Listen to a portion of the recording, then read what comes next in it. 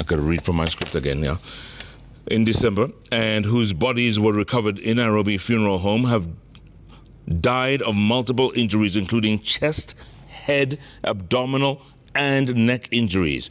Government pathologist Dr. Richard Njoroge, who conducted the post-mortem, says Musimi's body had visible defensive injuries, including pointing to a struggle between killers and the deceased.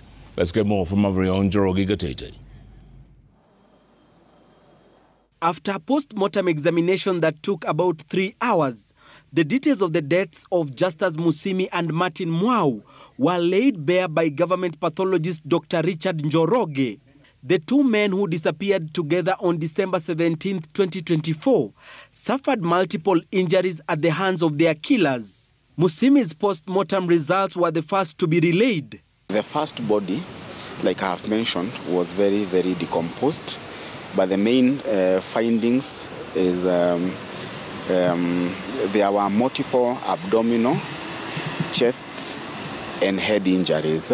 We also have what we call defense injuries on the arms.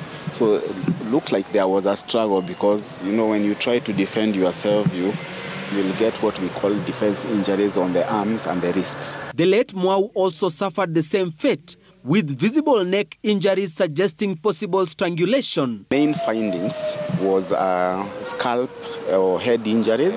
The other main finding on the second body was injuries to the neck.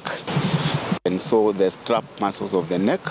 And so we came to the conclusion that the cause of death of the second body was manual neck compression. Another finding was the level of body decomposition, and which the pathologist says can only be released for burial after DNA tests to ascertain the identities of the two. We will be very hesitant to release the bodies for the families to bury until definitive identification by DNA methods is done. The two families want the government to arrest and take action against those involved in the murder of their loved ones. Tumeona jinsi walivyoteswa, manake wamefunjwa mbavu na kunyongwa. Na hiyo ni kitu naona haiwezi kuwa imefanyika na mtu mwenye ajui, juu ukiangalia organs haijaumia na mbavu zimefunjika.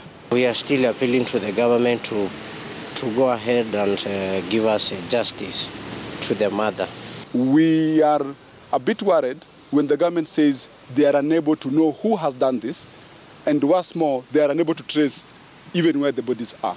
The two deceased friends were allegedly abducted alongside two other friends, Steve Mbisi and Kalani Mwema, who are yet to be traced. Gatete Njoroge, Citizen TV, Nairobi.